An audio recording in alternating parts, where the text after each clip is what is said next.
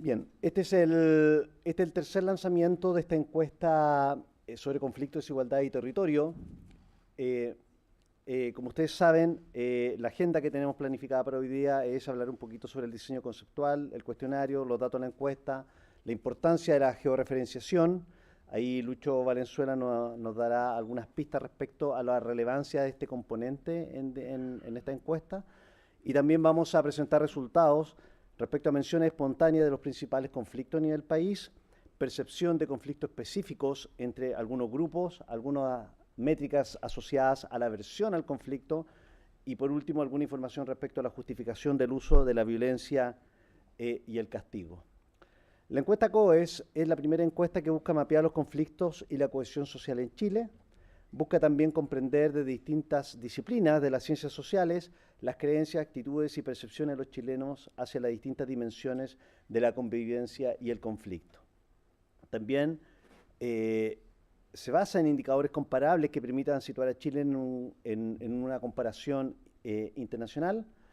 Y un aspecto que es bien relevante de este trabajo es que esta encuesta es el punto inicial, ¿sí? El punto inicial de un esfuerzo futuro donde nosotros buscamos levantar información de panel, es decir, poder ir monitoreando la dinámica de estos fenómenos de cohesión y conflicto y con todas sus dimensionalidades de territorio, de grupos socioeconómicos, etcétera, que podrían afectar los niveles de bienestar del país. Entonces, esta encuesta tiene 4 secciones, una que tiene que ver con pertenencia e integración, donde ya se han realizado 2 lanzamientos, una sobre creencia distributiva, percepción de la desigualdad, justicia salarial, confianza en instituciones, conflicto social, que es el tópico que nos ocupa hoy día, interacciones, que va a ser un lanzamiento futuro, y por último, bien común.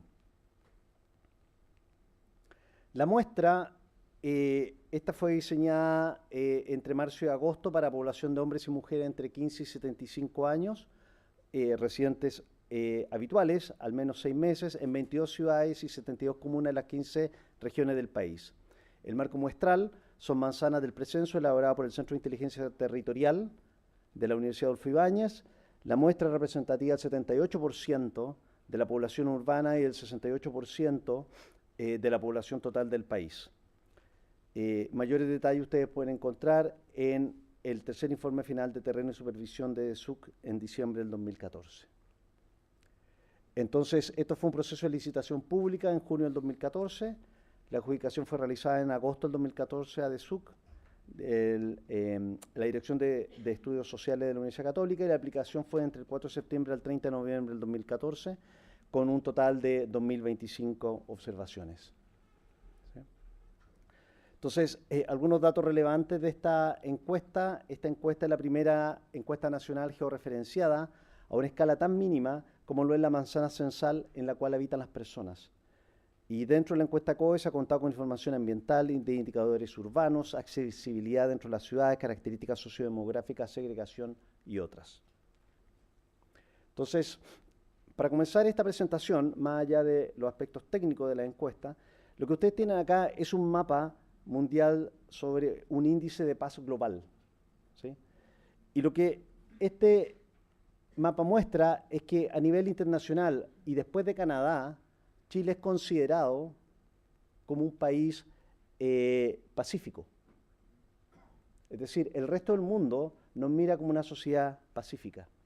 Sin embargo, cuando tú preguntas a los chilenos respecto a el conflicto que ellos perciben dentro de nuestra sociedad, Chile se anota como un país por sobre la mediana en términos de conflictividad. Y es bien interesante, ahí hay 2 líneas resaltadas, una en verde y una en rojo, perdón. La línea verde muestra la respuesta de Chile en una encuesta del ISSP del año 2009 y la encuesta roja, la línea roja, perdón, muestra el resultado para este año con la medición de la encuesta COES. Básicamente nosotros ocupamos la misma encuesta, la misma en 2 momentos en el tiempo, y en ambas mediciones te da que Chile tiene niveles de percepción de conflicto mucho más alto que el promedio, ¿okay? Y con una pequeña variación hacia una mayor percepción de conflicto entre la medición del 2009 y la medición del 2014. Entonces, aquí se presenta la primera paradoja y el primer resultado que es relevante y que esta encuesta busca indagar con mayor detalle. Este es que, por una parte, a nivel conceptual o a nivel mundial se nos dice que somos un país pacífico, ¿ah? Y por otra parte, nosotros mismos tenemos una percepción de lo que es nuestra sociedad como un nivel de conflictividad más allá que el promedio. ¿Okay? Entonces, ¿qué ocurre cuando ahondamos en los aspectos subjetivos del conflicto? Bueno, y de eso nos va a hablar ahora María Luisa Méndez. Muchas gracias. Bien, entonces ahora, como les señalé previamente, vamos a hablar de cómo fueron las menciones respecto del conflicto en esta encuesta. Vamos a partir mostrando entonces una lámina sobre aquellas menciones que resultaron espontáneas cuando les preguntamos a las personas sobre cuáles son los principales conflictos del país, ¿sí? Le pedimos 3 menciones, pero en esta ocasión vamos a mostrar la lámina con la primera mención, ¿sí? Porque hubo disparidad respecto de la cantidad de menciones que se hacen por distintos niveles económicos. Pero vamos a mostrar la lámina de la primera mención de aquel conflicto que considera que es el principal del país. Entonces, como vemos, el conflicto en torno a la educación es señalado como el principal conflicto a nivel país por los encuestados, así como también el conflicto en torno a la salud. Acá un comentario que parece relevante es que cuando preguntamos la mención espontánea, en general las respuestas son por el concepto, es decir, la gente dice educación, salud. En educación también la segunda más recurrente es calidad de la educación, ¿sí? En salud también atención de salud, pero lo más recurrente es el concepto en sí mismo. Lo cual resulta interesante porque al ser una mención espontánea, uno lo que primero ve es que al preguntar por conflicto sale un problema. No sale un conflicto entre grupos, sino que sale un problema. Lo cual es uno de los aspectos que, por cierto, queremos ir desarrollando en nuestra investigación. Como señalaba previamente Dante, estos son los primeros resultados que evidentemente van a estar a disposición de la comunidad para próximas investigaciones y que a nosotros en primera instancia nos parecen interesantes. Entonces, menciones respecto a conflictos, problemas país, conflictos, educación, salud, los dos en primer lugar, después un poco más en tercer lugar, un poco detrás delincuencia y desigualdad y después las menciones que tienen que ver con trabajo, el tema indígena y el resto de los que ustedes ven en la lámina. ¿El puntero cuál es? Disculpe, ¿cuál es el que se ve con el punto amarillo, o sea, el punto rojo? ¿No? Bueno, es que quiero mostrar así el rojo. ¿Es el rojo? Ya. Bien, entonces en esta lámina lo que vemos es, por un lado, la mención de los conflictos, ¿verdad? La percepción de los principales conflictos, de menos a más. Nuevamente aquí están aquellos que señalé en la lámina anterior, educación, salud, delincuencia, desigualdades, y aquí están aquellos que tienen menores menciones. Sin embargo, en esta lámina lo que vemos es la mención de los conflictos respecto a cuánto me afectan de forma directa, ¿ya? Entonces tenemos conflictos que conflictos que están en esta mitad del gráfico, ¿verdad? La mitad superior, que son aquellos que me afectan de forma más directa, aun cuando no todos parezcan ser los principales conflictos del país. Tenemos que salud, por ejemplo, me afecta directamente y es uno de los principales conflictos del país. Lo mismo con delincuencia. Por otro lado, tenemos transporte y economía, que parecen ser conflictos que definitivamente me afectan directamente, pero que no son conflictos necesariamente a nivel país, ¿sí? En esta otra parte tenemos aquellos conflictos que, en este cuadrante específicamente, aquellos conflictos que no parecen ser mencionados como aquellos que son principales en el país y que no necesariamente me afectan directamente. Y aquí vamos a hacer una especial mención de cómo aparece el tema del conflicto indígena, porque lo vamos a ir comparando con las láminas posteriores. En esta aparece como algo que no afecta directamente y que no es necesariamente un conflicto que aparezca como una mención de las más importantes a nivel país. ¿Sí? En esta siguiente lámina lo que tenemos es lo mismo, pero comparando con de cuán fácil solución son estos conflictos, ¿sí? Tenemos aquí en la mitad superior aquellos conflictos que parecen ser de más fácil solución, Por ejemplo, el de economía, de forma interesante, la gente señala que parece ser un conflicto de fácil solución, ¿verdad? Aun cuando no sea de los conflictos principales del país, sí es de fácil solución. Salud podría parecer también de fácil solución, trabajo, justicia, y otros que parecen de más difícil solución, por ejemplo, el tema de transporte, ¿sí? No es de los más señalados, pero sí aparece como de más fácil solución. Y acá el tema indígena aparece, si bien aparece debajo del promedio de las menciones respecto de la fácil solución, un poco hacia abajo, pero está en otra posición un poco distinta de la lámina anterior. Y desigualdades parece ser de aquellos que resultan de menor, resultan ser un poco más difíciles de solucionar, desigualdades, delincuencia, pero están dentro de aquellas menciones como conflictos más importantes a nivel país. En esta tercera lámina queremos entonces mostrarles cómo podrían expresarse estos conflictos finalmente, ¿sí? Estos conflictos podrían expresarse de forma violenta y aquí tenemos en esta parte superior aquellos conflictos que aparecen como con una expresión, una posible expresión violenta. Y acá vemos que el conflicto indígena, que en las láminas anteriores aparece como, no necesariamente como de los conflictos que son más de los conflictos principales en el país y que afectan de forma, no afectan de forma directa a las personas, sí aparece como aquello que podría terminar de forma violenta. Entonces, eso nos da para reflexionar un poco cuán cercano se percibe este conflicto a partir de los datos de la encuesta. Si es un conflicto que se vive directamente o se ve como, digamos, en un plano un poco más indirecto, más distante, y cómo se expresa. Lo mismo movimientos sociales. Y, por ejemplo, acá llama la atención el conflicto de salud, que aparece como un conflicto muy importante, ¿verdad?, de los principales, de aquellos que afectan directamente a las personas y que, sin embargo, no necesariamente se expresan de una forma violenta, ¿sí? Un punto interesante. Conflicto en términos del transporte, si bien sale mencionado no como los conflictos más importantes del país, pero si ustedes recuerdan eran aquellos que afectan más directamente a las personas y también podría ser algo que se exprese no necesariamente de forma tan violenta, ¿sí? Y la economía está en este lugar, es decir, no terminaría con una expresión violenta, pero no necesariamente de los conflictos que se señalan como los más importantes del país, y en las láminas anteriores sí lo vimos como aquello de que afectaba más directamente a la vida de las personas. Perdón, disculpen, se me pasó introducir esta presentación, la vamos a hacer comentando los datos junto a Luis Valenzuela.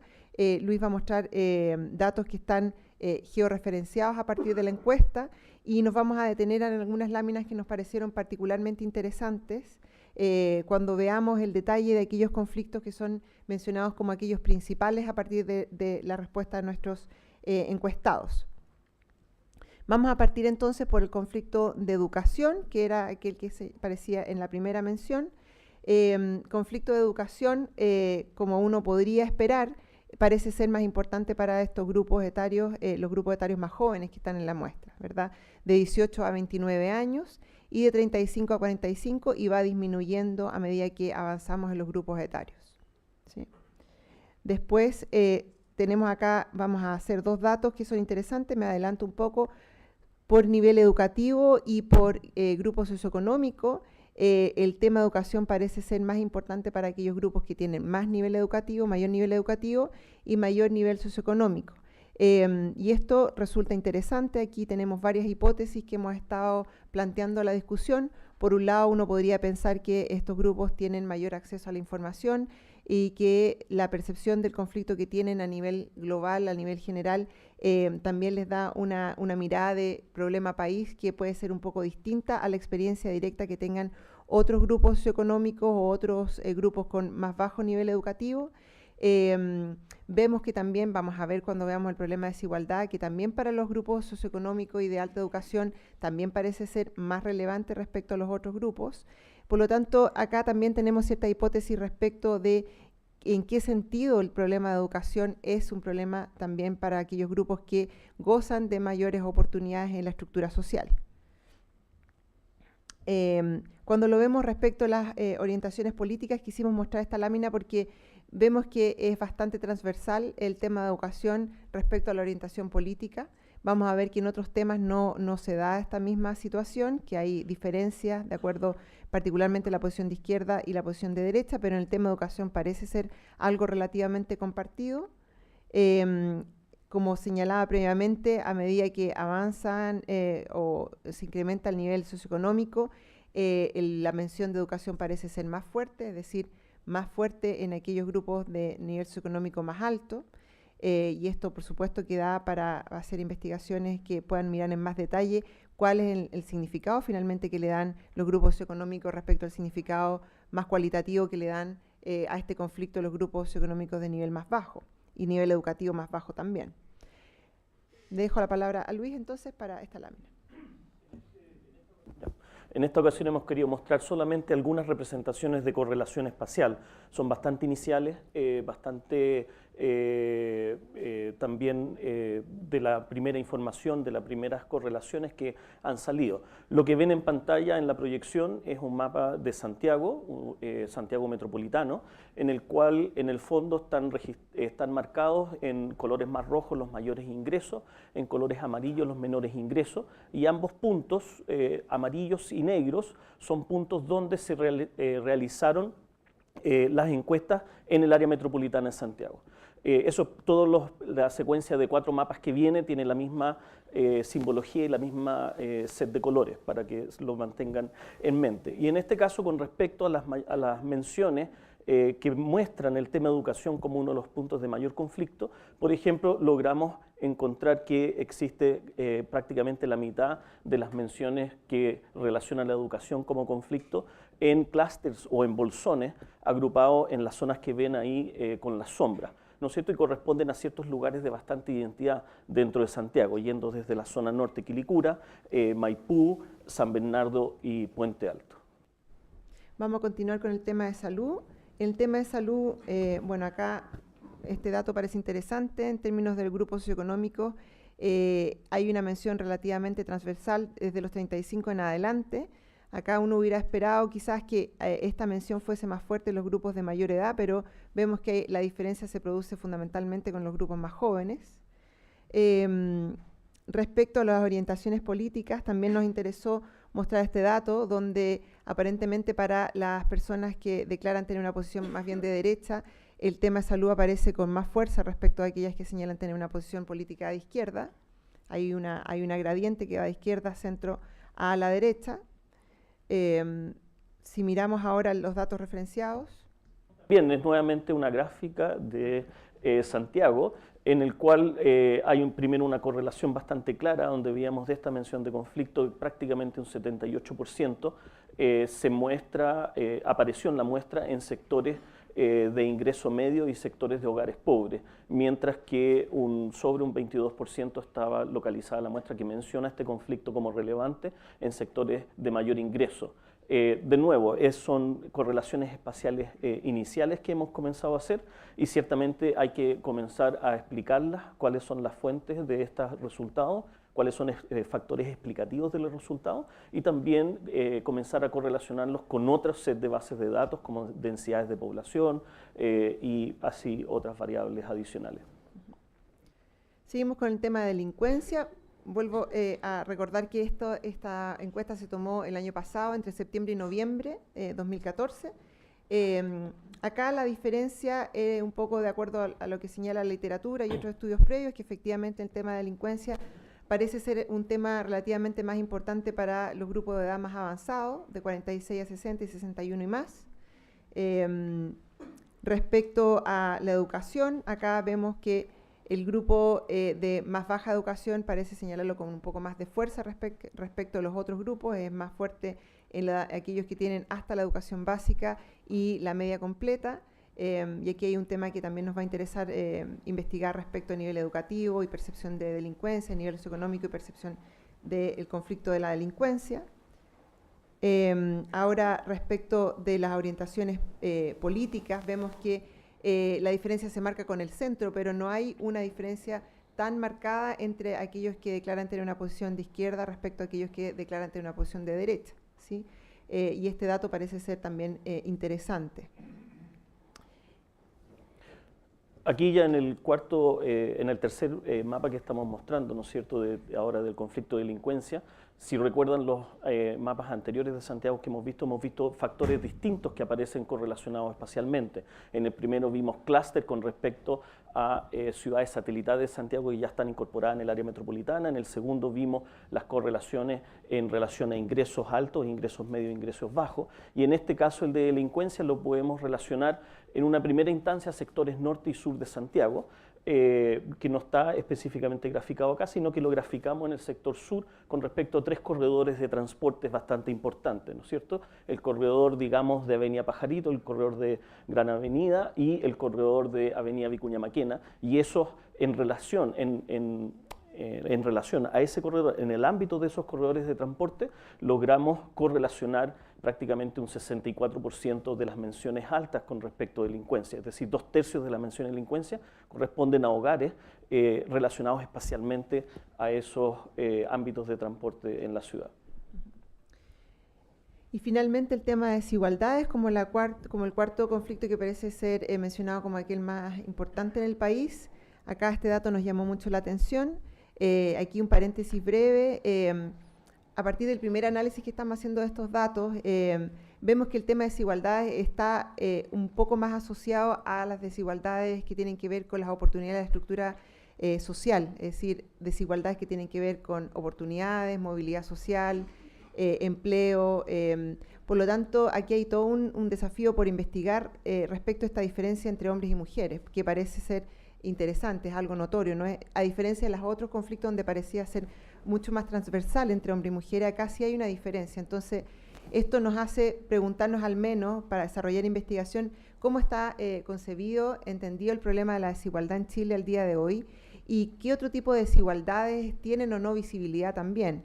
Desigualdades de género, desigualdades étnicas, desigualdades territoriales. Al menos con los primeros análisis que estamos haciendo, el tema de desigualdades parece estar vinculado de manera fuerte con el tema de las desigualdades en la estructura ocupacional, la estructura productiva, estructura social. Con respecto a eso, también llama la atención que efectivamente para este grupo, que es el grupo que se está incorporando al mercado laboral, ¿verdad?, que se está disputando su espacio en el mercado laboral, la desigualdad parece ser un tema más fuerte, más apremiante, que lo es para el grupo etario que le sigue, ¿verdad? Para este grupo, al igual que para el grupo más avanzado, el tema de la desigualdad parece ser un tema relevante a nivel país. Evidentemente, las razones van a ser distintas y hay que explorarlas en profundidad, pero nos llama la atención cómo este grupo que está disputando su espacio en el mercado laboral, ¿verdad?, percibe la desigualdad como uno de los conflictos más importantes del país. Y también, como les había anticipado, ¿verdad?, tanto en el tema de educación como en el tema de desigualdad o desigualdades, la diferencia por nivel educacional también es notoria, ¿verdad? El tema de la desigualdad parece ser para los grupos de mayor educación, ¿verdad?, a nivel educativo, un tema un poco más fuerte, más marcado que que lo es para los grupos de educación incompleta, educación básica.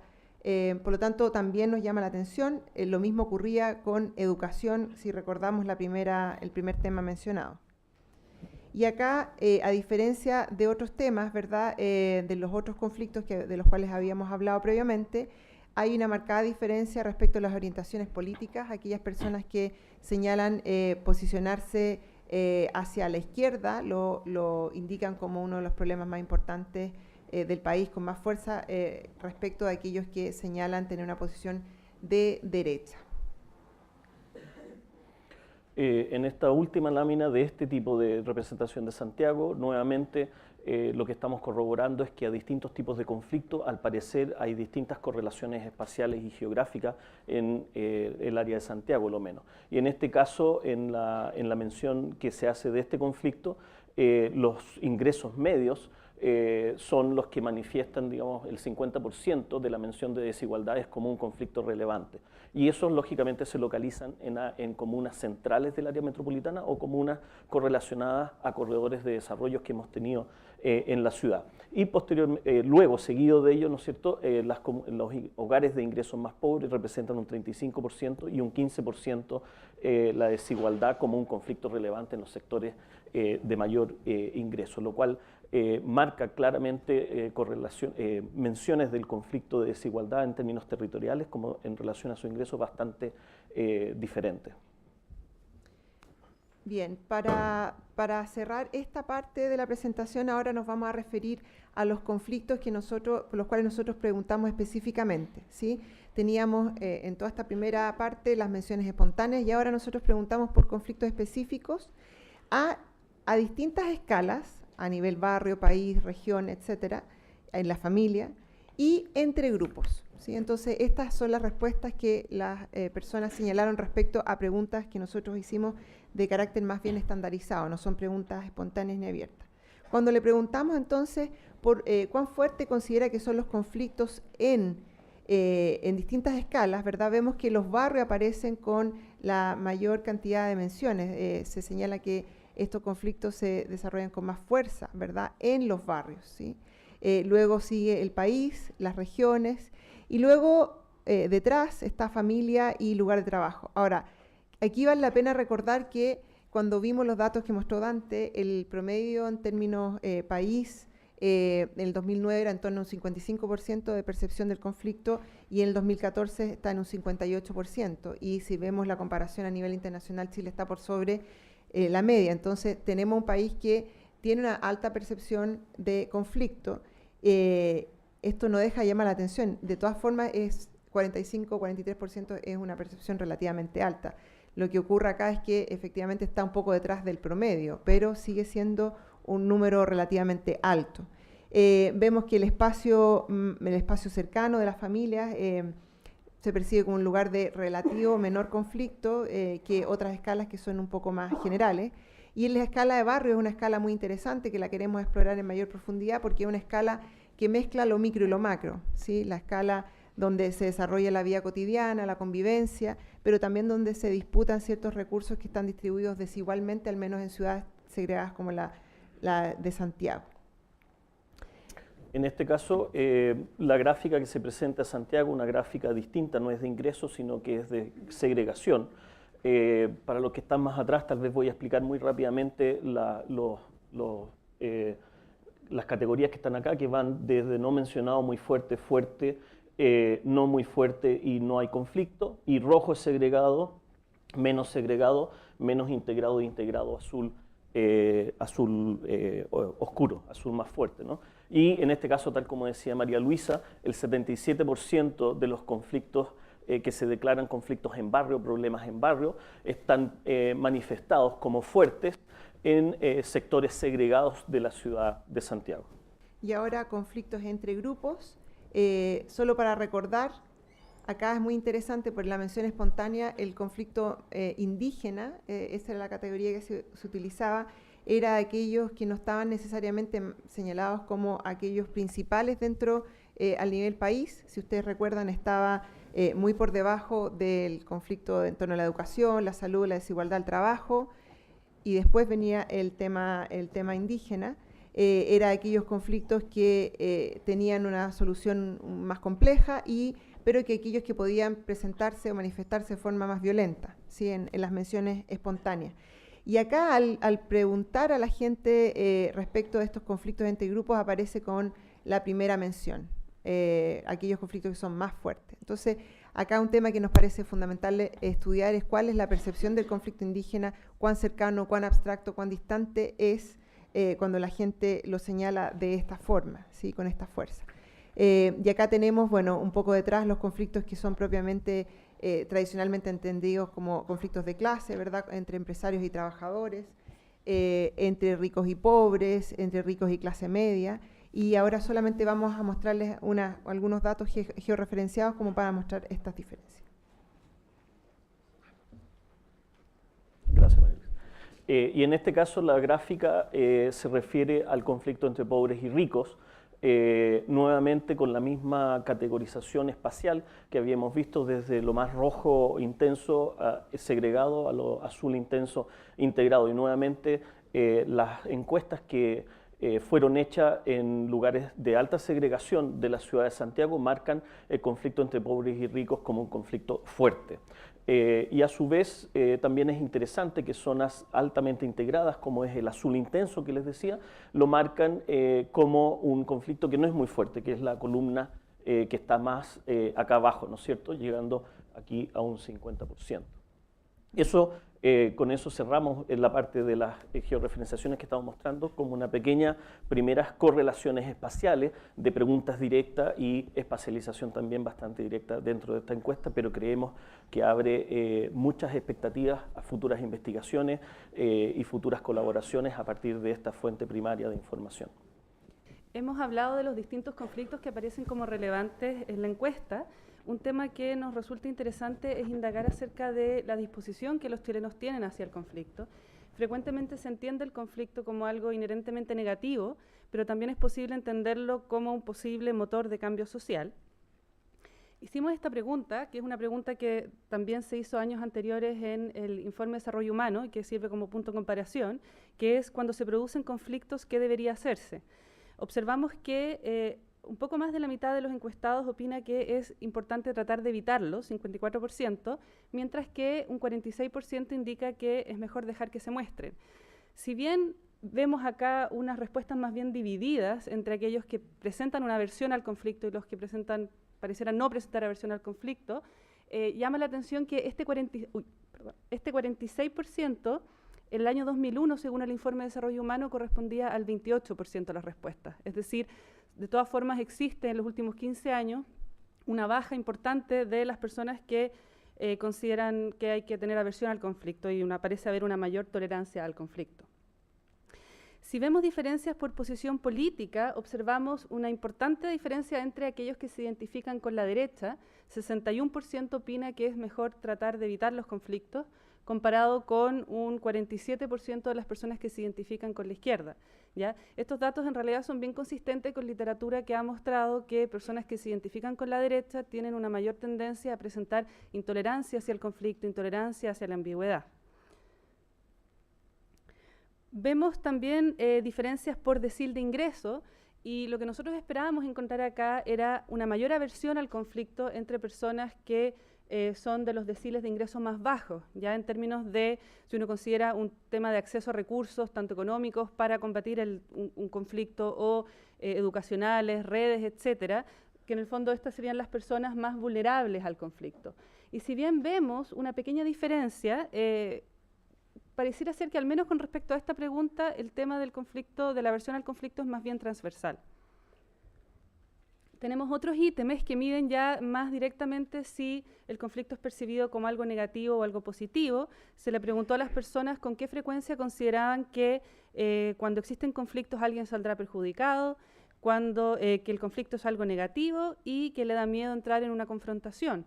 Lo que ven en azul más oscuro aquí son el porcentaje de respuestas casi siempre o siempre, ¿ya? Y nuevamente vemos esta división entre personas que perciben el conflicto como algo negativo y aquellos que en realidad no le tienen miedo al conflicto, que son los que están acá en celeste más claro, que no tienen miedo a entrar a una confrontación o que no consideran que el conflicto es algo negativo. Aquí aparecen diferencias súper interesantes por decil de ingreso. Lo que podemos ver con respecto a los tres ítems es que existe una mayor percepción de que el conflicto es algo negativo entre personas de los deciles más bajos de ingreso. La diferencia más notoria está aquí. Vemos que en el decil más bajo de ingreso, el 66% de las personas opina que en los conflictos alguien saldrá perjudicado, mientras que este valor solamente alcanza el 39% de las personas del decil más alto, ¿ya? Como indicaba anteriormente, esto se puede deber a un tema de recursos.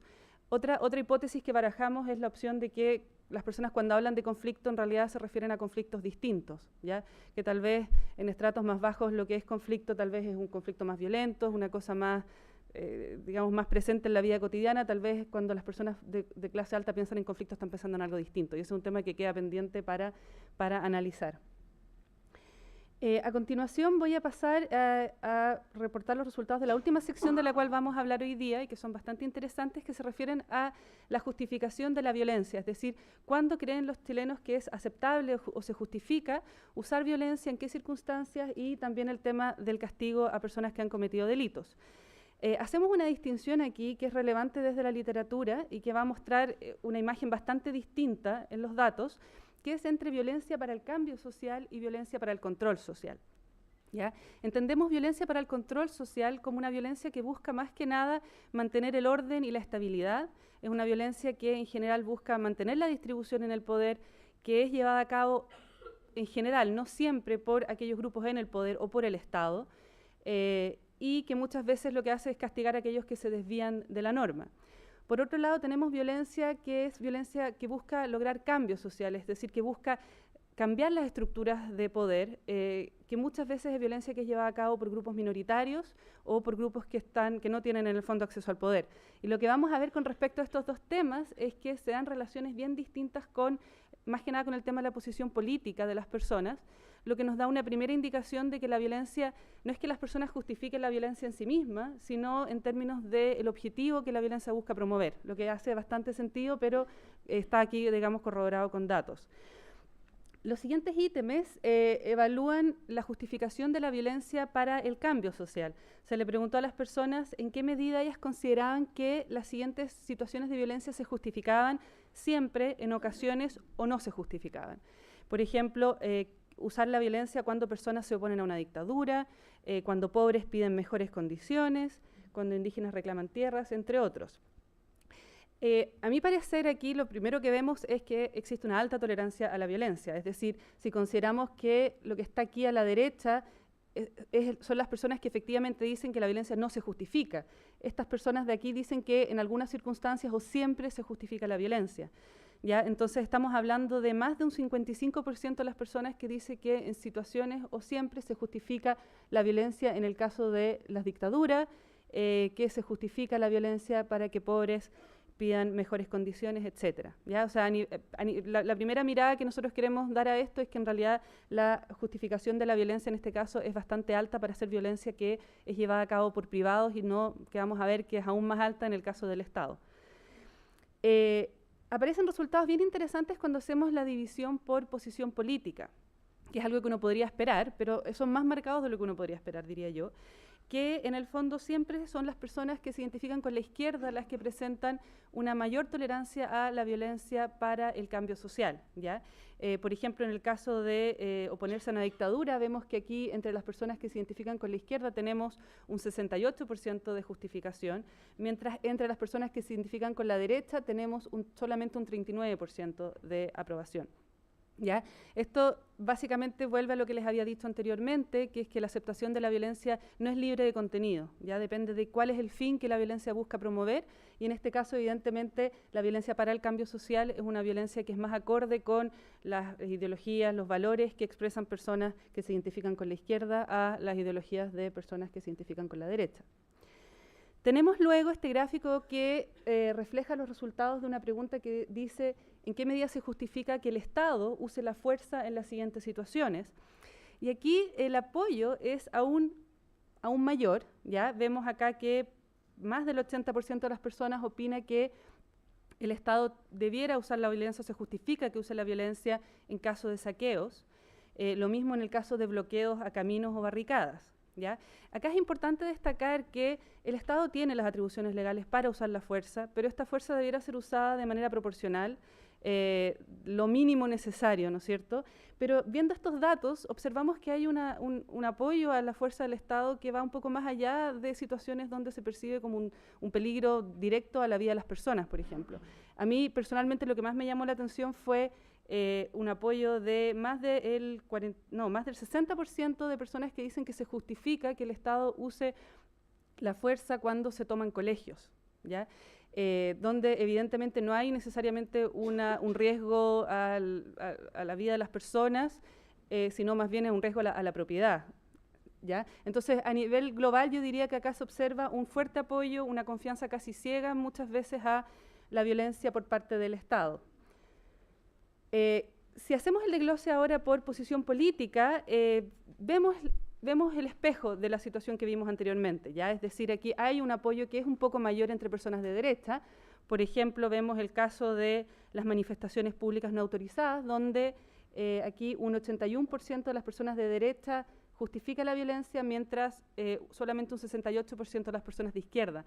Pero de todas formas, pareciera ser que la justificación de esta violencia es bastante transversal, es decir, los valores son altos para las personas que se identifican con distintos grupos políticos.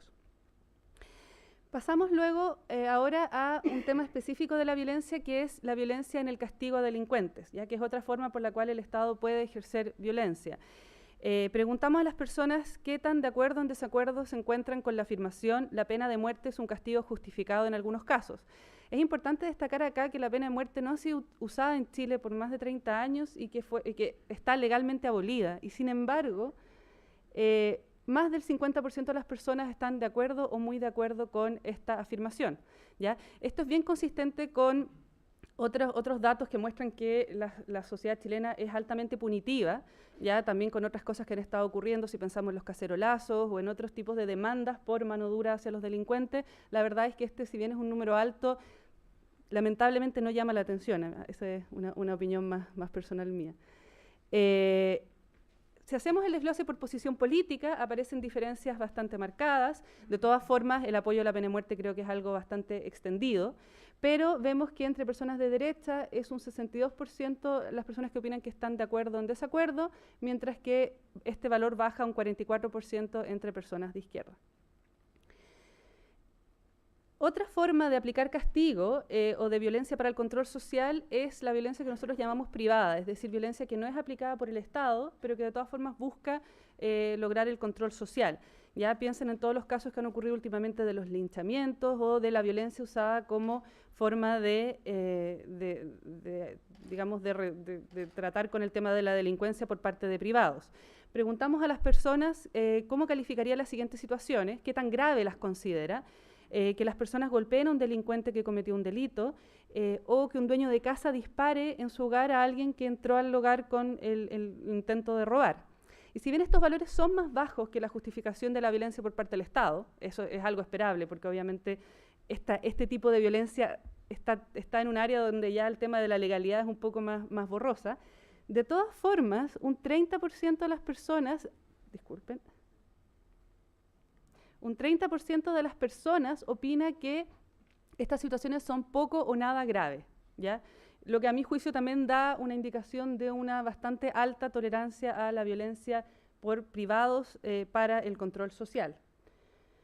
Si vemos diferencias por posición política, notamos que hay algo en el mismo sentido de lo que habíamos hablado antes, es decir, que las personas de derecha tienen una posición un poco más favorable hacia los linchamientos que las personas de izquierda, pero estas diferencias no son significativas estadísticamente y tampoco son muy relevantes, ¿ya? Es decir, pareciera ser que el tema de los linchamientos al menos es un tema transversal, por lo menos por posición política. Ocurre algo un poco distinto cuando se trata de esta afirmación acerca de si se justifica, si es grave o no es grave que un dueño de casa dispare a alguien que entró a su hogar. Aquí sí se notan diferencias más marcadas, donde un 40% de las personas que se identifican con la derecha consideran que se justifica el uso de, que es poco grave o nada grave que se utilice la fuerza en este caso, mientras que este valor baja al 22% por parte de las personas que se identifican con la izquierda. Esos son los resultados que vamos a presentar hoy día y ahora doy el paso a nuestros comentaristas invitados. Bueno, muy buenos días. Quiero dar las gracias por esta invitación y gracias por el esfuerzo que está haciendo el COES por abordar esta temática. Agradecer al rector, a la universidad por acogernos aquí. Y antes de comentar la encuesta, decir dos palabras sobre el convenio que firmamos recién. Estamos trabajando con el COES hace algún tiempo. Este convenio va a permitir ahondar en ese trabajo. Para la Municipalidad de Santiago es una contraparte muy enriquecedora porque la temática del conflicto y la cohesión son temáticas muy presentes cuando se trabaja en el ámbito local. Y en la localidad particular, que es la comuna de Santiago, esto adquiere una dimensión particular, porque Santiago es un territorio evidentemente, mediáticamente conflictivo. En la comuna de Santiago suceden más delitos que en 13 de las 15 regiones de nuestro país. O sea, la comuna sola tiene más delitos que 13 regiones. Es el lugar donde suceden la mayoría de los incidentes vinculados a manifestaciones públicas. Es un lugar de mucha actividad nocturna con todas las dinámicas que eso conlleva. Es el lugar donde hay una gran cantidad de eventos masivos que entran en conflicto con las comunidades residentes. Es el lugar donde se concentra gran parte de las problemáticas de congestión vial. En fin, es un lugar conflictivo. Y uno podría decir, interesante estudiar Santiago porque es muy conflictivo. Pero yo creo que también es un lugar muy interesante de cohesión social, porque es un lugar donde convive una diversidad que habitualmente no se encuentra en una ciudad que es tan segregada como la nuestra y que, sin embargo, en el territorio de Santiago le toca convivir. Le toca convivir a distintos grupos socioeconómicos. Hay contrastes etarios notables en una comuna que estaba envejecida y que recibe tantos estudiantes, que tiene residentes nuevos que son muy jóvenes. Hay contrastes culturales muy fuertes y de nacionalidades, porque hay un alto porcentaje de comunidades migrantes. Es una comuna con unos contrastes culturales impresionantes, el lugar del país donde hay más personas que practican religiones no cristianas o que no tienen religión. Es el lugar de Chile donde se reconocen más parejas del mismo sexo. Entonces, quizá este espejo que nos muestra tanto conflicto hay que relativizarlo y hay que mirar también que ahí hay una convivencia en la diversidad que mal, la comuna funciona y todos los días la gente vive, viene a trabajar, se manifiesta, carretea, protesta, están los parques públicos, están los museos y todos compartimos un territorio. Entonces, ¿hay mucho conflicto o hay mucha cohesión? Lo que yo puedo decirles claramente es que el conflicto sale en la tele, en la cohesión no. La cohesión no es noticia y es importante ver cómo se relacionan ambas. Y creo que, y aquí me voy a pasar a la encuesta, creo que los datos que nos muestra esta encuesta nos abren a mirar un tema poco mirado, para el cual tenemos poco lenguaje y es necesario dialogar mucho sobre qué nos está mostrando realmente esta encuesta. Porque creo que detrás de las respuestas y de las preguntas hay muchas cosas sobre las que hay que profundizar y hay muchos conceptos que tenemos que aclarar qué estamos entendiendo por tales, qué entendemos por conflicto, qué entendemos por violencia, qué juzga violencia una persona que vive en un sector periférico de Santiago respecto de una que vive en la comuna de Vitacura, o por conflicto. Y creo que aquí una primera observación que se puede hacer es que este dato que se nos mostraba al principio, que Chile teóricamente es un país pacífico y al mismo tiempo tiene una alta percepción de conflictividad, ¿no? Sería una especie como de contradicción, en teoría. No sería raro porque en Chile hay muchas de esas. O sea, Chile, por ejemplo, es de los países donde teóricamente hay más bajos niveles de corrupción y es el país con más altos niveles de desconfianza. O es un país que se considera que tiene instituciones sanas y sin embargo tiene los niveles de abstención políticos más altos que existen. Entonces esto sería un antecedente más de esta especie de cosa rara que pasa en Chile, que habría que estudiar mejor por qué en un país como el nuestro hay tan alta abstención, hay tan alta desconfianza y hay tan alta percepción de conflictividad. Pero yo aquí creo que esa contradicción no está tan claro que sea tal, porque la verdad es que los datos de violencia, aunque no conozco la metodología detallada del estudio que se hace relación acá, pero he visto algunas veces estudios de estas materias, son datos bastante objetivos, tiene que ver con la cantidad de homicidios que hay, la cantidad de empleo de armamento de las policías en determinadas situaciones, de delitos violentos. En cambio, los datos de conflicto son datos bastante subjetivos, interpretativos. Puede haber cosas muy distintas detrás de la idea de conflictividad y no siempre alta conflictividad es alta violencia. Se puede tener alta conflictividad con baja violencia en teoría. En teoría es posible. Y yo creo, y aquí me atrevo a decir algo que es una interpretación, yo creo que en Chile hay la sensación de alta conflictividad a pesar de que no hay una tan alta violencia, porque hay una especie de fuerte violencia contenida. Es una sociedad potencialmente violenta, aunque en la práctica no lo es mucho, porque tiene un Estado que opera y opera fuerte y tiene alta legitimidad el empleo de la fuerza por parte del Estado, pero como vemos, también los ciudadanos están dispuestos a aceptar la violencia como una forma válida de enfrentar múltiples situaciones en porcentajes que son bastante altos. Si uno considera, junta las respuestas de que se reconoce la violencia como un medio aceptado o como un medio aceptado en ciertas ocasiones, más o menos la mitad de las personas consideran que la violencia es un medio válido en muchas situaciones distintas, para luchar por derechos, para defender el medio ambiente, para distintas cosas, para evidentemente también en los casos de protegerse de delitos.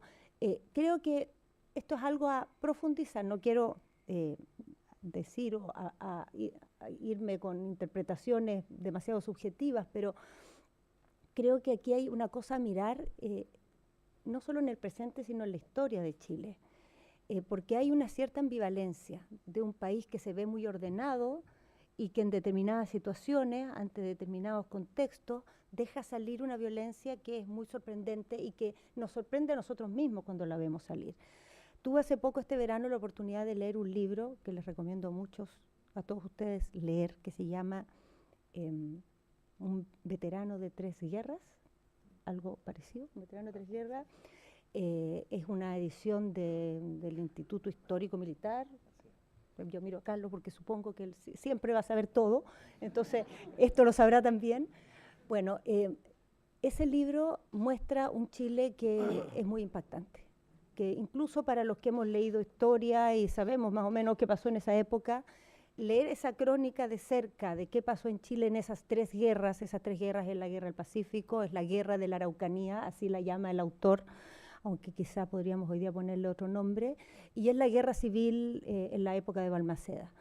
Y bueno, creo que a lo largo de la historia, episodios que también han mostrado eso, como cuando la violencia irrumpe, nos muestra una chilenidad que es impactante y que parece no tener nada que ver con nuestra imagen de nosotros mismos y con nuestra imagen de funcionamiento institucional. Creo que hace harto sentido lo que vimos acá al respecto. O sea, Chile, teóricamente, país no muy violento, hay pocos incidentes de violencia, pero un país que tiene condiciones de una violencia contenida que en determinados contextos sale, y la sociedad tiene una cierta aceptación también de cómo esa violencia en ciertos momentos se explota y florece. Una segunda reflexión que quisiera hacer es respecto de esta especie de optimismo que hay en relación a que se pueden resolver los problemas que se consideran más conflictivos y que más importan a las personas, que son los temas de seguridad y los temas de, los temas de salud y los temas de educación. Uno podría alegrarse respecto de esto, ¿no? Son los temas que coincide que las personas consideran que son más graves y que les importan mucho y al mismo tiempo piensan que son problemas que tienen solución. Pero en el otro lado de la medalla de esta evaluación hay algo que llama mucho la atención y que es muy preocupante y que yo creo que debiera dar lugar a una reflexión muy profunda respecto a cómo los chilenos ven el conflicto indígena. En primer lugar, porque lo ven como un problema poco importante para el país y como un problema que a ellos les importa poco. Al mismo tiempo lo ven como un problema con poca solución. Y cuando hablan de los grupos que tienen conflicto, el primer conflicto que se menciona como tal es el conflicto mapuche-no mapuche. Creo que esto, tampoco quiero decir cosas demasiado aventureras porque son demasiado subjetivas, pero creo que esto es un tema central para entender la relación de los chilenos con el conflicto y con la cohesión. Cómo interpretamos y valoramos el conflicto indígena y cómo lo hemos hecho a lo largo de la historia, y cómo esta temática no resuelta desde siempre, no resuelta en la colonia, porque en la colonia, en otros países, este tema se resolvió de la peor manera, pero se resolvió. Y las repúblicas ya heredaron una temática que le dieron algún tipo de proceso y, bueno o malo, acataron ese pacto social que hicieron. Chile en esto tiene un recorrido totalmente distinto. es un tema que la colonia o no resolvió, o resolvió de una manera, digamos, precaria, y la República resolvió de una forma que después incumplió, y en ese incumplir dejó abierta una situación hasta el día de hoy, que aunque le importe a muy pocos chilenos, y pocos chilenos lo consideren importante porque no les afecta en su vida cotidiana, lo ven como un tema territorial, localizado, creo que no es un tema territorial, es un tema identitario de la sociedad chilena, es un tema constitutivo de la idea de sociedad y de la idea de país. Y aquí claramente se ve, estamos lejos de resolverlo, porque ni siquiera lo consideramos un problema. Ni siquiera lo consideramos parte de nuestra agenda, ni nuestra personal, ni del país. Porque uno podría decir, este es un gran problema para el país, pero a mí no me importa. Pero no, la idea es, a mí no me importa y no es un gran problema para el país. No tiene solución y es de los conflictos más severos que existen en la sociedad chilena. Eso, en pocas palabras, es lo que muestra la encuesta. Yo creo que estando esto situado como un tema relevante, uno puede construir muchas interpretaciones de ciertas características que tiene nuestra sociedad a partir de cómo ha sido tratada esta temática a lo largo del tiempo y cómo se la vive hasta el día de hoy, cómo se la sigue viviendo hasta el día de hoy. Y eso creo que tiene que ver con cosas muy profundas de Chile, que están instaladas en nuestra sociología, están instaladas con una relación conflictiva con la identidad, están instaladas en una relación no resuelta con el mismo conflicto. Y ahí me quiero pasar a otro tema más. Había unos datos que mostraban que el público, la gente que considera que mostrar los conflictos es bueno respecto a los que creen que es mejor, ¿es mejor evitarlos. Bueno, los que creen que es mejor mostrarlos, ese público ha ido aumentando, a pesar de que todavía es mayoritario el que piensa que mejor evitarlos, ¿no? Y eso creo que a todos nos hace bastante sentido, que en Chile en general somos un país temeroso de los conflictos, temeroso del desorden, o sea, un país que se siente tranquilo en el orden en general. Pero ha ido aumentando el grupo que cree que es bueno enfrentar los conflictos y eso es bastante de sentido común, creo yo, porque los datos previos hablan todavía de una época muy marcada por el clima de la transición, el clima del miedo al conflicto, el clima de pongámonos todos de acuerdo y evitemos cosas difíciles porque se puede poner dura la pista, esa es un poco como la mentalidad de la transición. Y esa mentalidad ha ido retrocediendo, sin embargo, sigue siendo mayoritaria la que considera los conflictos como una amenaza y sigue siendo una realidad, y ahí me voy a ir muy a la contingencia, que nuestro sistema institucional, nuestro sistema político, nuestras élites, están poco entrenadas por el conflicto, no están hechas para ello. De hecho, nuestro sistema, nuestra institucionalidad constitucional es una institucionalidad hecha para evitar los conflictos, para que se resuelvan de manera automática sobre la base del veto a los conflictos. Prácticamente podríamos decir que esa es la lógica que tiene el sistema constitucional. Pero no quiero echarle toda la culpa a la Constitución, porque creo que esto es más profundo. Creo que tiene que ver en parte con esto tan fuerte que vimos y que hasta nos ha acompañado en la historia, una sociedad que sí le ha entregado siempre al Estado un gran rol ordenador, un gran rol constructor de la sociedad, y al final la conflictividad social tiende a siempre hacer crujir esa lógica, y hoy día estamos precisamente en ese momento particular, en que parece ya ser inevitable enfrentar ciertos conflictos, están arriba de la mesa, más ciudadanos piensan que no hay que evitarlos, hay que procesarlos. Sin embargo, ni nuestra institucionalidad, ni nuestras élites, ni yo diría tampoco nuestros medios de comunicación, tienen muy desarrollado el músculo del proceso del conflicto y el temor sigue siendo todavía muy fuerte y la nostalgia de esa sensación de orden y de aquí no pasa nada, sigue estando muy presente. Y parte de lo que hoy día nos pasa, parte de cómo hoy día estamos en un momento de incomodidad y dificultad, tiene que ver con eso, con cómo nuestra sociedad logra o no logra ser una sociedad capaz de procesar conflictos de una forma que no sea tan intimidatoria, que no nos asuste tanto, que no nos amenace tanto, porque todavía la mayoría de la sociedad chilena los conflictos la amenazan, le asustan. No sé yo cómo sean esos datos en otros países, Lo que sí sé es una historia que me contaron una vez que me pareció muy bonita, que decía que hablaba de los italianos, que los italianos pelean tanto y son tan gritones y están siempre como en una especie de conflictividad permanente, a diferencia de los irlandeses, que se comportan muy bien y son mucho más tranquilos y pacíficos.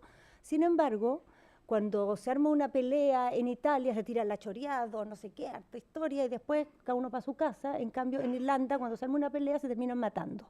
Yo no sé si esto es así, pero creo que Chile se parece en ese sentido un poco más a Irlanda. O sea, es un país que le cuesta y tiene alta animadversión al conflicto como en la vida cotidiana, al trato conflictivo, a la confrontación, incluso diría antes que al conflicto, pero cuando las cosas se ponen conflictivas es fácil que se nos vayan de las manos, es fácil que escalen a un punto que no quisiéramos.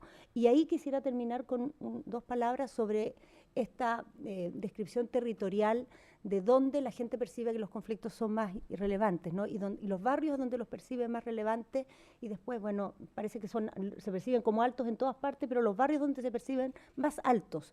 Y creo que eso también nos habla mucho de nuestro Estado, porque nuestro Estado es un Estado nacional, es un Estado que ha pensado el país de manera única, pero que tiene muy poco desarrollo y mucha fragilidad en su dimensión territorial y en sus dimensiones descentralizadas. Y ahí las capacidades de procesar conflictos, de generar acuerdos, de generar institucionalidad, que se haga cargo de esa dimensión local y cara a cara de los conflictos. Porque los conflictos nacionales no son cara a cara, los conflictos de los barrios son cara a cara, es la vecina con el señor del local, el cabro que se junta en la plaza, es fricción directa.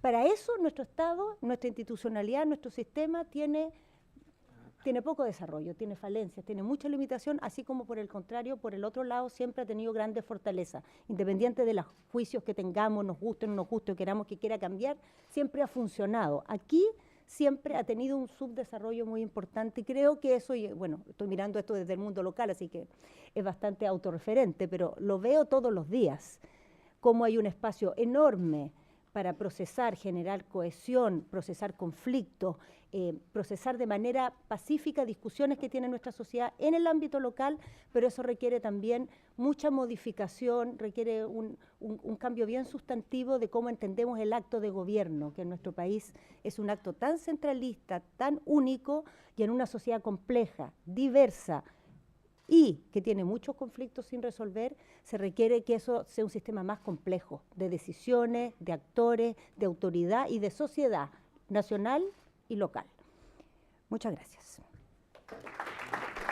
A mí me parece que si miramos el conjunto de los datos que nos han sido recién presentados, uno podría agrupar ese conjunto de datos a efectos de emitir un comentario en tres unidades claramente diferenciadas entre sí. Me parece que hay una primera gran unidad en la que se reportan lo que pudiéramos llamar percepciones de conflicto o percepciones de desavenencias públicas en la sociedad chilena. Luego hay otra parte de esta misma encuesta donde se reportan actitudes hacia el conflicto y ámbitos donde el conflicto se verifica o se verificaría con mayor frecuencia. Y finalmente, y en la tercera parte, que fue la última que delante se nos relató, se encuentra un capítulo o unidad que podríamos decir se refiere a lo que podríamos llamar, con algo de ligereza, claro, pero significativamente, la ética positiva de la sociedad chilena, es decir, qué cosas considera correcto de hacer la sociedad chilena y cuáles en cambio no. Estos son como las tres partes de estos datos y quiero servirme de esta distinción para formular algunos brevísimos comentarios. Me refiero en primer lugar a lo que la encuesta llama percepciones del conflicto. Me parece a mí que para entender bien esos datos resulta imprescindible contar o proveerse con algún concepto de conflicto social. Y sugiero hacer las siguientes distinciones para leer esos datos. Me parece a mí que desde el punto de vista de la literatura uno debiera distinguir entre discrepancias o desavenencias en ámbitos de la vida común. Podemos discrepar, por ejemplo, respecto de cuál sea la mejor educación superior en Chile. Esa es una cuestión. Habría que distinguir el concepto de desaveniencia meramente normativa, digamos, del fenómeno distinto de la competitividad que se verifica cuando dos actores sociales disputan bienes escasos como poder o prestigio y tienen la certeza que lo que uno toma el otro lo pierde, es decir, situaciones de disputa en condiciones de suma cero, que es competitividad y que no es exactamente conflicto. En cambio, conflicto, en la literatura, desde luego sociológica, bastaría citar a Cousel o Dahrendorf, alude a una situación en la que hay disputa de bienes escasos, pero en la que uno de los partícipes o ambos tiene el propósito, explícito o no, de neutralizar, dañar o acabar con el adversario si eso es necesario. Y cuando esta situación se verifica entre agregados de personas, dice la literatura, no estoy inventando, estoy citando, cuando se produce entre agregados de personas podemos hablar propiamente de conflicto social. Entonces, una cosa es tener desaveniencia en la vida social, otra cosa es competir en la vida social. Los académicos compiten entre sí por prestigio, por ejemplo. Otra cosa es el conflicto y otra cosa es el conflicto social. Bien. Hecha esta brevísima elucidación conceptual, lo que cabría preguntarse, no con ánimo polémico, con ánimo de esclarecer los datos, es, bueno, ¿a qué se refiere la encuesta? Y la respuesta, me parece a mí, es la siguiente. La primera parte que vimos, en realidad se refiere a desavenencias. Cuando la gente dice que hay alta conflictividad en educación, bueno, en realidad lo que está diciendo es que hay graves discrepancias en la sociedad chilena respecto del tipo de educación que queremos, respecto de la salud que queremos, etc. Eso podría quedar bastante bien descrito igual, me parece a mí, como desaveniencia o discrepancia respecto del tipo de política pública que deberíamos emprender. Llamar a eso conflicto social puede conducir a errores, me parece a mí, muy severos, realmente, ¿no? Que discrepemos radicalmente en cuestiones educativas, bueno, no quiere decir que estemos en medio de un conflicto social en el sentido técnico de la expresión. Y quiero subrayar esto porque me parece a mí que a la hora de formular la pregunta realmente importante, que es la pregunta por lo demás que subyace en el subsuelo, digámoslo así, de este proyecto, la pregunta es, bueno, ¿qué relevancia tiene el conflicto social respecto del tema de la cohesión o respecto del tema institucional? Me parece a mí que uno lo que debiera decir es que las desavenencias o discrepancias respecto de cuestiones de política pública u otras en la sociedad son muy funcionales a la democracia. La democracia consiste en eso. En cambio, el conflicto social en sentido estricto, por ejemplo, entre ricos y pobres, en esto la literatura sí es unánime, es muy lesivo de la democracia. Entonces yo sugeriría hacer esta distinción porque sin la distinción se pueden cometer falacias muy importantes, que son los típicos non sequitur, digamos, decir, bueno, como hay tanta desaveniencia, hay conflicto, y como hay conflicto, está en peligro la cohesión. Pero no es así. Puede haber mucha desaveniencia y bajo nivel de conflicto social en sentido estricto. Una sociedad democrática vigorosa, con procesos de modernización rápida, con masas escolarizadas muy rápidamente, como ha ocurrido en Chile, bueno, es natural que tenga profunda desaveniencia. ¿Qué esperábamos? Vivir en la unanimidad. Eso existe en las comunidades religiosas, pero las sociedades democráticas no son comunidades religiosas, ¿no? Son archipiélagos de individuos que compiten entre sí, que discrepan muy intensamente, y lo que hace la democracia es que es capaz de procesar esas diferencias de manera en general, ya lo veremos hacia el final, pacífica, ¿no? Entonces yo sugeriría hacer esta distinción, no quiero insistir más en ella, porque podría parecer como una crítica corrosiva que no pretende ni lo es tampoco, digamos, es simplemente una distinción imprescindible, creo, ¿no? Esta es una primera cuestión, me parece a mí muy, muy importante. Porque si uno mira los datos, ¿verdad?, tampoco son estrictamente comparables, o sea, no son sumables todos. Los primeros datos sobre desaveniencia son distintos, inconmensurables con los datos relativos al ámbito donde se verifica el conflicto, ¿verdad? Y las preguntas cerradas, esta vez provistas por los investigadores, de ponga o haga una escala de qué conflictos son, que era ahí si había conflicto social, ¿verdad?, entre grupos, también es inconmensurable respecto del primer caso, absolutamente. No se pueden cruzar entre sí.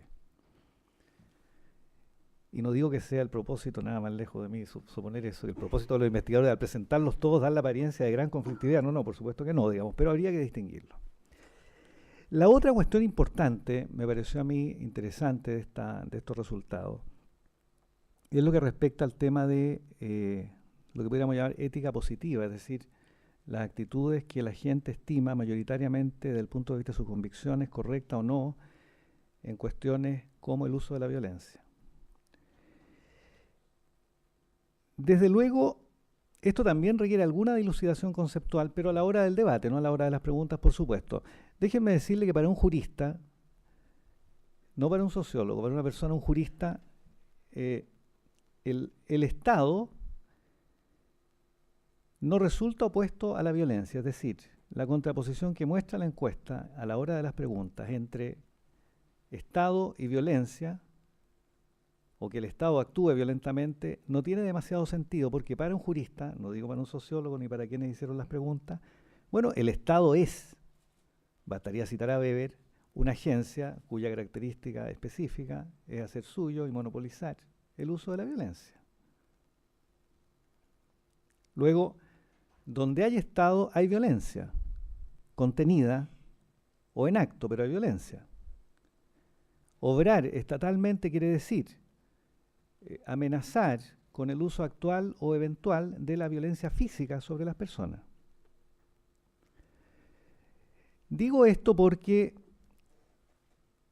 a propósito de lo que decía antes al final Carolina, a la hora de la relación entre el Estado y la sociedad, a mí la mejor fórmula de todas me parece una que usaba Marx. Marx decía, el Estado es la homeopatía del mal, porque cura, o sea, desplaza la violencia de las relaciones sociales a cambio de concentrar los medios de producción de violencia, ¿no? O sea, cura la violencia con la violencia. Esta es la paradoja de la vida social, pues, por supuesto, ¿no? Entonces, yo ahí solo quien, no digo ustedes, por supuesto, solo quien piense la sociedad como una especie de Gemeinschaft, una especie de comunidad espontánea, de armonía preestablecida, podría espantarse con esto. No, la sociedad es eso, la sociedad es, bueno, la contención de la violencia, digamos. En esto Hobbes, creo yo, es quien tenía toda la razón. Y si a alguien no le gusta Hobbes, bastaría citar a Benjamin, ¿verdad? Benjamin en las tesis sobre la historia lo dice, tesis número 7. Tras todo documento de civilización se esconde un momento de barbarie. Por supuesto, detrás de todas las instituciones hay un momento de barbarie que las estableció. Digamos, es el gran fenómeno de la política y de la sociedad. Entonces, a la hora de ver el tema de la violencia, yo sugeriría precisar un poco los términos quizá, o más bien problematizar el asunto a la hora del análisis, ¿eh? Porque, repito, la única manera de distinguir entre el actuar del Estado y el obrar violento consistiría en decir, vamos a llamar obrar o actuar del Estado en sentido estricto cuando el Estado ejerza la violencia conforme a reglas. Y cuando el Estado exorbite o sobrepase esas reglas, vamos a decir que es violencia. ¿Me siguen? En otras palabras, habrá violencia de parte del Estado cuando el Estado actúe ilegalmente y no violencia, en cambio, cuando lo haga legalmente. Bien, pero sería una convención, ¿verdad? Porque en ambos casos hay violencia. Usted no puede pretender que el Estado intervenga y al mismo tiempo pretender ser Francisco de Asís. No se puede. Por esto Weber, lo cito de nuevo, decía, el político tarde o temprano pacta con el diablo, porque ser político consiste en aspirar a usar la fuerza para imponer la propia voluntad. Eso es la política.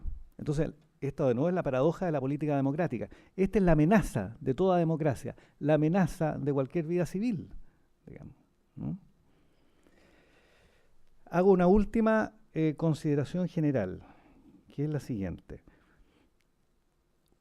Uno suele oír, y me parece a mí que los datos que muestra esta espléndida encuesta, sin problematizarlos, podrían abonar este punto de vista. Uno suele oír que la sociedad chilena hoy día está en medio de una grave crisis, que hay una especie de fractura subterránea, cuyos síntomas más alarmantes serían los movimientos sociales, y que si no resolvemos esto de pronto, la cohesión social se va a esfumar como una sombra y la sociedad chilena va a ser una suma de individuos, huraños, enemistados entre sí.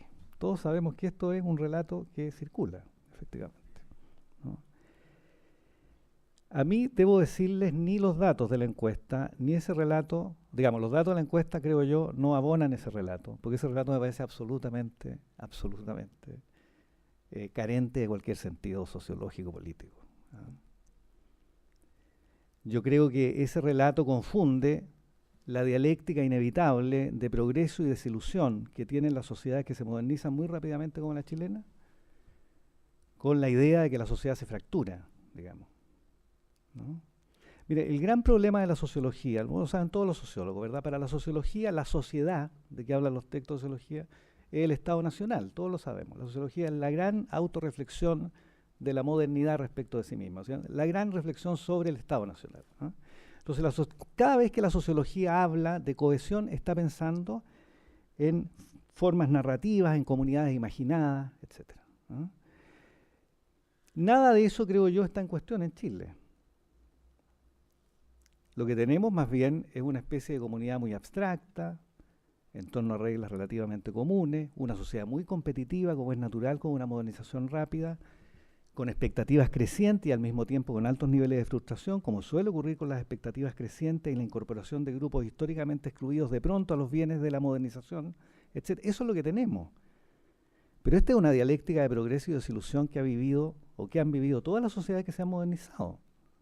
La vivió Francia en la segunda posguerra, la vivió Italia cuando se modernizó, la vivió España, luego de la Constitución de 1978, etc. Entonces, esta idea de que una buena sociedad es una especie de comunidad de vida cristiana, digamos, ¿ah?, que se rompe por el vicio del consumo, el lucro y la competencia, a mí me parece profundamente errónea realmente, ¿ah? Yo más bien creo que lo que tenemos es una sociedad que ha vivido un rapidísimo proceso de modernización, de cambio en sus condiciones materiales de existencia, que ha incorporado a sectores históricamente excluidos al consumo, le ha permitido probar el fruto prohibido de la autonomía, y todo esto produce los fenómenos que estamos viviendo. Y el desafío es cómo, entonces, poner las instituciones a la altura de esa modernización cultural y material que Chile ha experimentado. Este es el desafío que tenemos por delante. Y ese desafío no se va a encarar anhelando formas de cohesión ya definitivamente dejadas atrás, digamos. Desde luego no reconstituyendo a la fuerza o mediante discursos comunidades perdidas. Se va a hacer cuando consintamos lo obvio. Somos una sociedad más individualista, más autónoma, con lealtades cada vez menos adscriptivas, cada vez más voluntarias. Hasta la religión hoy día es voluntaria, ¿no? Hemos protestantizado las creencias religiosas. O sea, los fenómenos de la modernidad, la verdad que los estamos viviendo todos.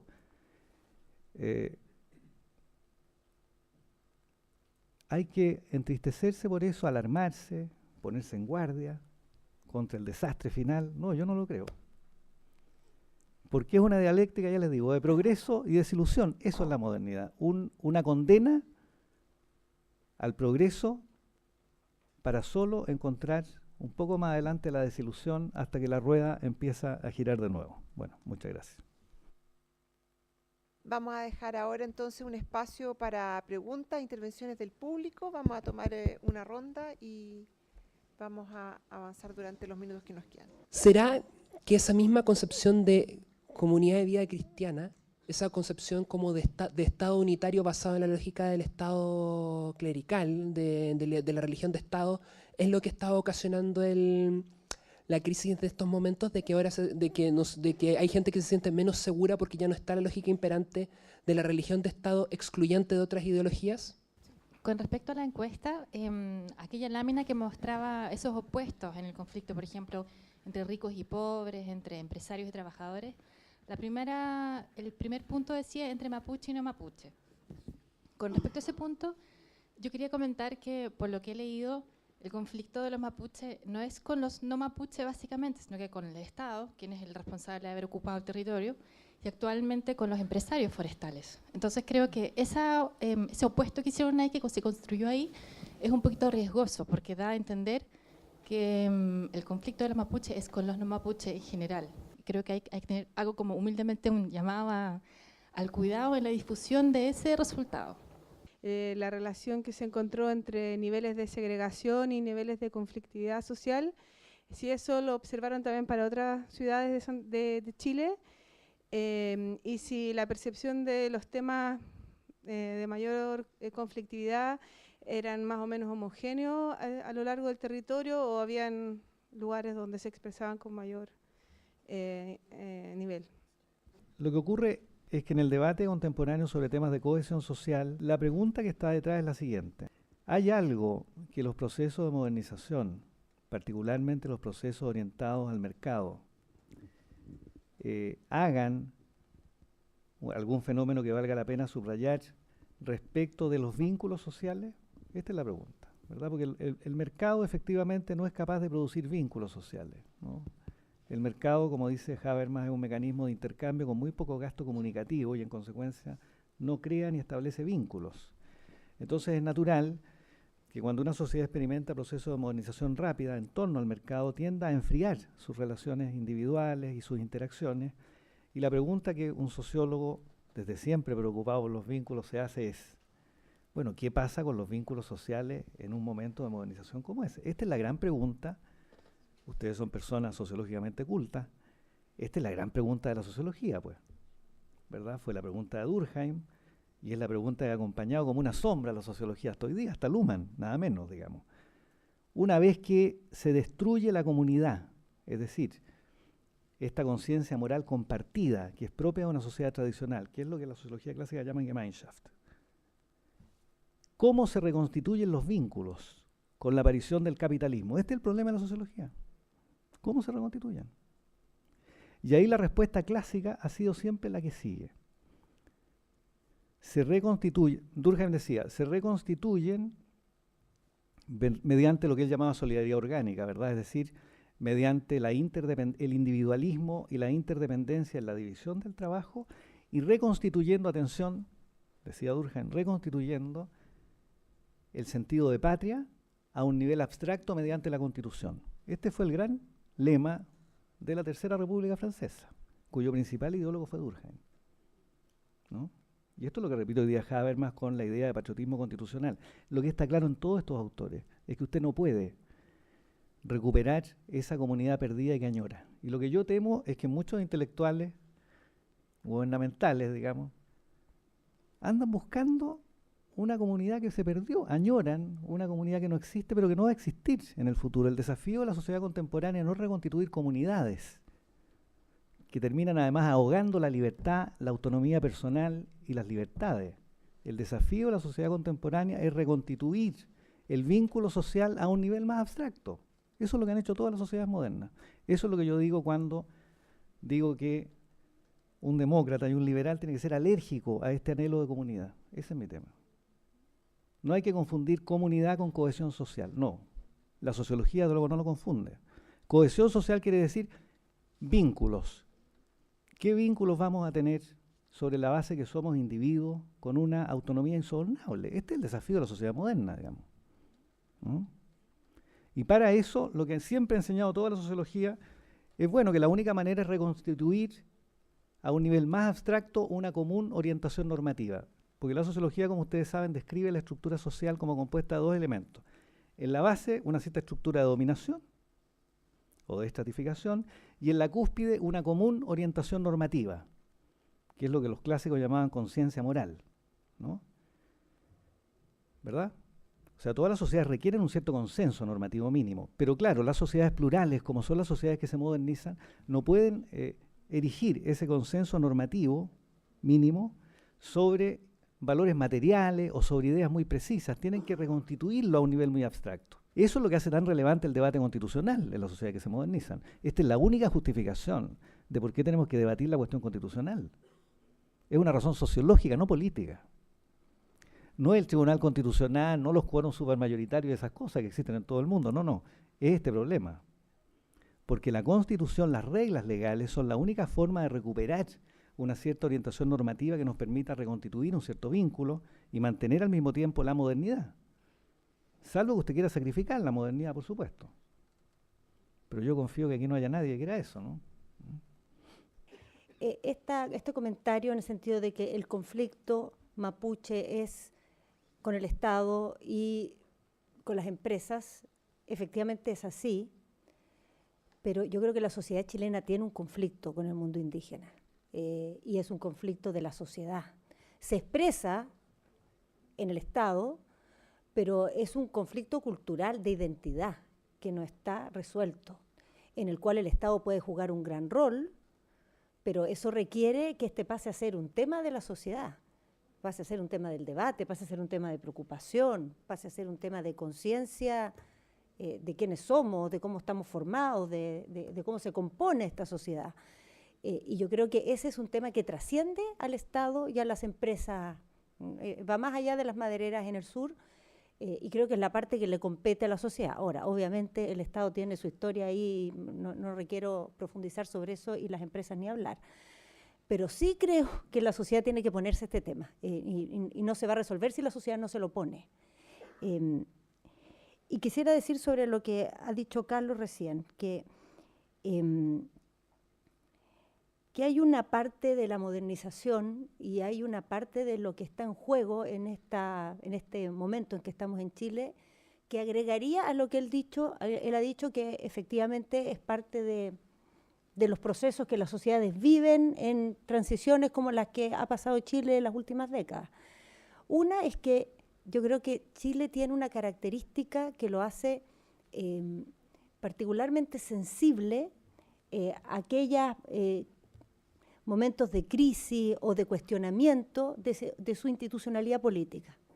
Porque hay sociedades que están constituidas habiendo siempre considerado la institucionalidad política una parte problemática o una parte marginal en su sentido de lo que son como nación. En Chile, en cambio, creo que en nuestra identidad la institucionalidad política del país juega un rol muy preponderante, muy distinto que en otras sociedades, que pueden tener muy en cuestión la institucionalidad política y no tener en cuestión su sentido de país. En cambio, Chile, yo creo que ante esto tiene una mayor vulnerabilidad y tiene una mayor urgencia, por decirlo en ese sentido. Y un segundo comentario que quisiera hacer es que en esta modernidad que estamos viviendo, de la cual yo no soy de las que estoy por volver atrás, pero es una modernidad que en su contenido cultural también es objeto de discusión, porque es una modernidad que se ha también instalado y se ha consolidado en una etapa en que ciertos valores sociales tuvieron un rol muy preponderante y se les dio una funcionalidad en la idea de desarrollo que yo creo que es discutible. La idea de que las sociedades progresan y se articulan en base a reglas de competencia, la idea de que el interés individual es incompatible o es contradictorio con el interés general, que son conceptos que han estado instalados en nuestra modernización y que yo creo que son objeto de evolución cultural, que no hay que asumirlos como una realidad impajaritable. Particularmente creo que hay que poner en discusión el concepto de interés individual, porque es tan relevante la idea de modernización, es tan importante esta autonomía, y cuando uno ejerce una autonomía es muy importante tener presente cuál es tu interés. Y nuestra sociedad nos ha dicho cuál es nuestro interés, y eso es discutible, que ese sea realmente nuestro interés, o nuestro único interés, o que nuestro interés se termine ahí, o que realmente el interés de las personas individuales tenga que ser sacrificado en pos de intereses generales. Yo creo que eso es algo que la evolución de la sociedad puede procesar de otra manera y puede incorporar y hacer parte del sentido de interés propio el bienestar más allá de tu piel o de la puerta de tu casa. Y yo creo que eso, la sociedad ha ido avanzando en esa dirección. O sea, no es algo, no significa esto una utopía fuera de la realidad. La sociedad ha evolucionado hacia allá, pero debe evolucionar mucho más. Tiene espacio para evolucionar mucho más y eso tiene que estar también puesto en la conversación, en la discusión, en el debate. Quiero decir algo sobre lo de la medición de conflicto entre mapuche y no mapuche. Para dejar claro, esto es un ítem de una batería que mide conflicto intergrupal. O sea, se preguntaba entre distintos grupos y en ese sentido no buscaba una medición de percepción del conflicto más en general. Ahora, creo que sí hay un tema ahí, que es un tema también a lo que se refirió Carlos, que básicamente tiene que ver con qué es lo que la gente entiende al momento de hacer las preguntas y cuando uno habla de conflicto. Ya, o sea, si uno pregunta conflicto entre mapuche y no mapuche, es probable que la gente también esté pensando en el Estado y esté pensando también en los agricultores. Entonces, yo creo que ahí hay que tener cuidado con cómo hacer las preguntas y cómo interpretar los resultados. Ya, pero creo que el objetivo no era ver el tema del conflicto como más en general, y hay otras encuestas que están midiendo eso, que miden en el fondo más percepción de conflicto entre las distintas partes, que es otro tema. Pero en términos generales también creo que hay que tener cuidado con la interpretación. Creo que ahí Carlos apuntó un tema que es, bueno, nosotros preguntamos básicamente qué entienden, o sea, cuáles son los conflictos que aparecen como centrales. Al decir conflicto, las personas fueron las que interpretaron, digamos. Entonces, obviamente, es un concepto que es abierto y que esto demuestra que, obviamente, para distintas personas lo que es conflicto es algo muy distinto. Y ese es un tema de investigación en sí mismo y que creo que está abierto. Eso. Con respecto a la dimensión barrial o la dimensión de barrio, o más bien la dimensión del entorno donde uno vive, donde uno reside. Sí, creo que hay mucho avance que hacer en eso y que incorporar, y claramente son lecciones aprendidas hacia el panel. Y también la dimensión que se plantea acá en la mesa en cuanto a qué es lo que es desaveniencia en el barrio versus lo que es conflicto en esa escala, ¿no? Hay mucho que entender ahí. ¿Cuánto de eso se relaciona a barrios con distintos estándares, a entornos urbanos, entornos donde nosotros vivimos, que tienen distintos estándares y dan, por ende, como resultado, distintas calidades de vida? Hay una relación de eso a que hayan más desavenencias o más conflictos, o ambos. ¿Cómo se entiende en esos diferentes cualidades de nuestros entornos de las ciudades la violencia en ellos? Que claramente ya salimos de la dimensión de la desaveniencia y entramos concretamente a la dimensión del conflicto.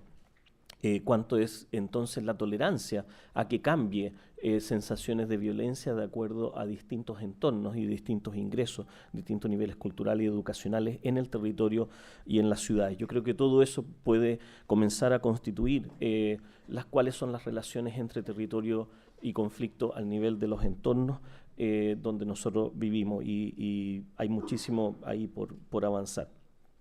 De los niveles de conflictividad en otras ciudades, si la encuesta arroja también posibilidades de georreferenciación hacia otras ciudades. No hemos avanzado en eso, y tampoco, si hubiéramos avanzado, no hubiera habido tiempo de mostrarlo.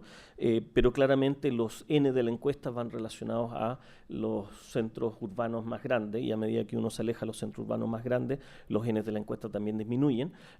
Por ende, la capacidad de georreferenciación como total transversal no fue posible hacerla por un tema de recursos, básicamente. Y parte de la muestra también tenía como propósito aprender lecciones muy importantes para el panel, que es la parte relevante que vamos a estar desarrollando a futuro, y que además tiene un ciclo de continuidad. Y sí, aparecían y hay relaciones de conflicto entre regiones y en regiones. Era un material que sí habíamos elaborado, pero por temas de tiempo también lo tuvimos que editar, pero aparecen claramente cuando uno va a una escala territorial regional, aparecen claras diferenciaciones también de conflicto con respecto a la victimización misma, respecto a un conflicto, o el hecho objetivo del conflicto y la percepción del conflicto. Habían discrepancias relevantes en esos temas. Bueno, agradecemos la presencia de nuestros invitados y agradecemos la presencia de todos ustedes quienes asistieron a esta presentación. Les contamos que dentro de pocas semanas vamos a hacer un cuarto lanzamiento en tema de interacciones, y a continuación los invitamos a un café para dar cierre a esta actividad. Gracias.